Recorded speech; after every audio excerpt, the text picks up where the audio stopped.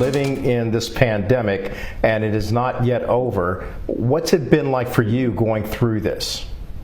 So I started back working about March, about April, May of this year, and that was like a year a little more than a year that I'd been off. I hadn't been off that long. I've never been off that long. I mean, in like 35, 40 years.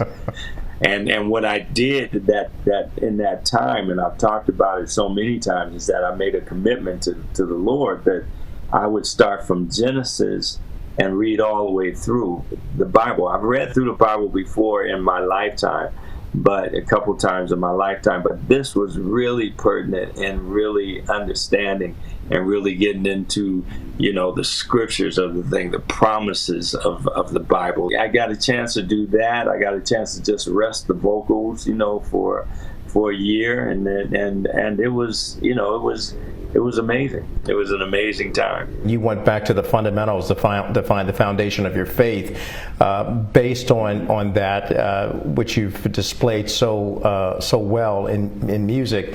What's your message to America? Because America, as you know, has been divided racially, politically, even along religious lines when it comes to vaccinations and things of that nature.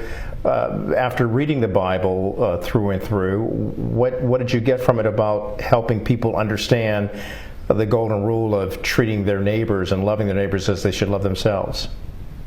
Yeah, it's what you said just now, and it's one of the simple, basic laws, I guess you might call it, or mindsets that we should have. Reading as I was reading through, and it reiterates this whole thing. It's about treating people the way that you would want to be treated. Would you want somebody to treat you racially bad? Would you want that? Would you want somebody to break into your house? Would you want somebody to hit you over the head and rob you, or whatever, or talk about you, or put certain things up as far as like negativity is concerned? If you don't have to be done to you, why would you do it to somebody else?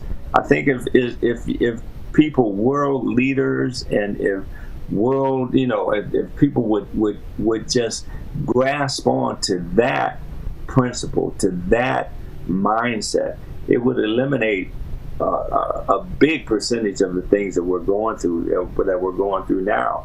We just went through a period of a period that we've never, as a country, have ever gone through before. We went through a period where the person that's sitting at the head of this whole situation is not about democracy. He's not about bringing the country together. He's about keeping the country as divided as possible, and that's how. And you can't, if you read his history before he was elected and since he was elected, it led to that very thing. I mean, there was nothing about this whole situation that was about, okay, this cat has some morals. He has some. I remember reading a thing, saying has the previous administration, has he lost his moral compass? And my thing was like, you can't lose something that you've never had. He's never had a moral compass.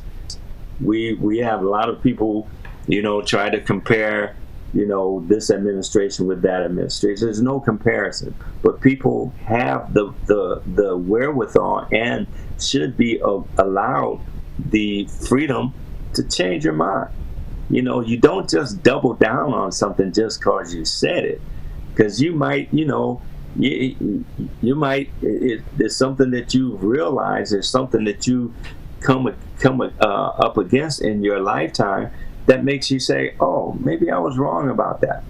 Maybe I was wrong. And to be able to be mature enough to acknowledge that and say, okay, I was wrong.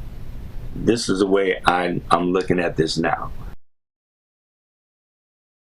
Howard Hewett, a Grammy Award-winning successful entertainer, offering some deep insights on how we should take time to look at how things are and how we can be actively engaged in bettering our communities and our nation. We'll be right back.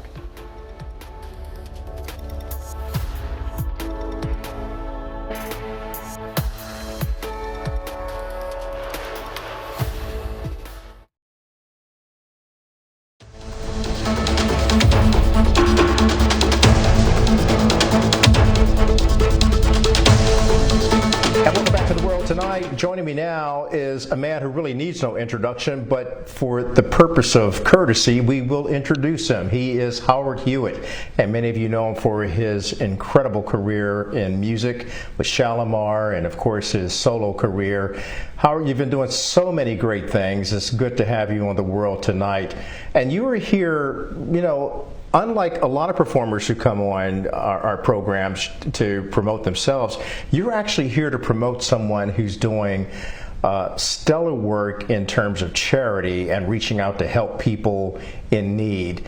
Talk to me about the Black Fairy Godmother and why her program and her efforts are so important to you. The Black Fairy Godmother. It's like everything that we do now, I think should be focused on bettering our communities and bettering our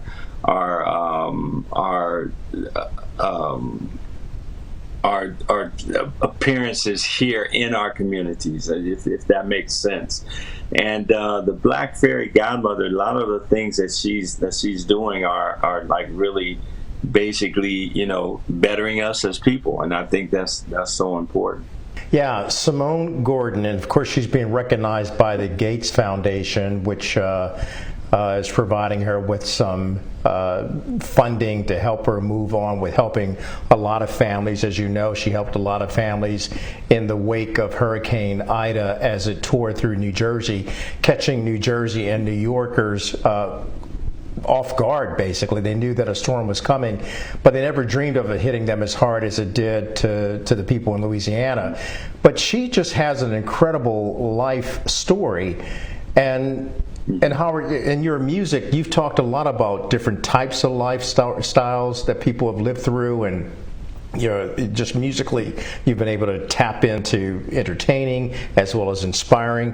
What does Simone Gordon, the Black Fairy Godmother, do in terms of inspiring and encouraging a Howard Hewett?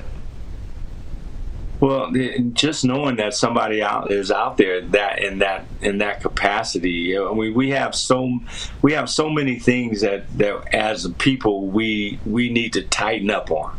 You know what I'm saying? And we've always needed to tighten up on certain things. And Simone, she basically puts her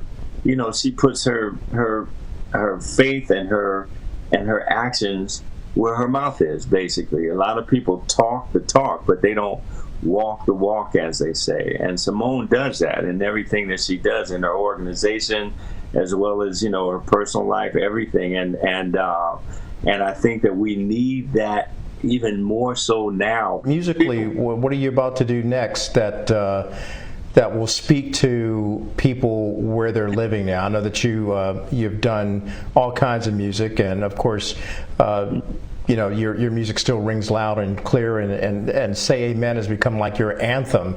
What do you hope to put out there across America to inspire people, to encourage them that the best is yet to come?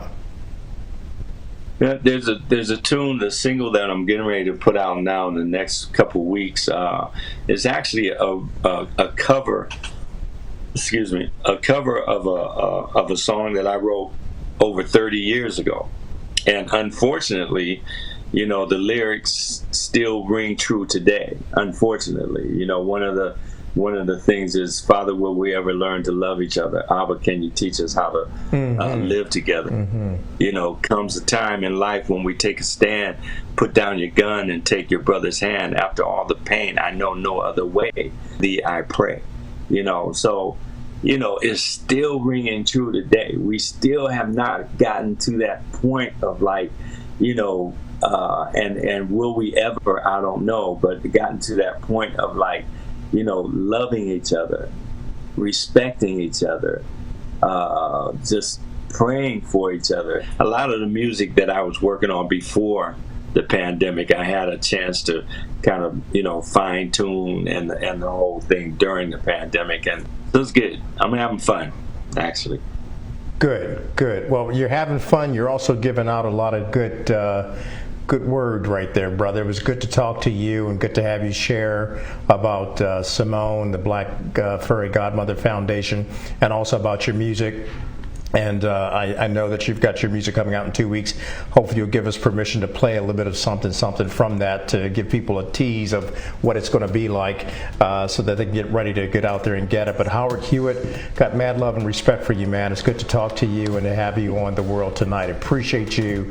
Keep on keeping on.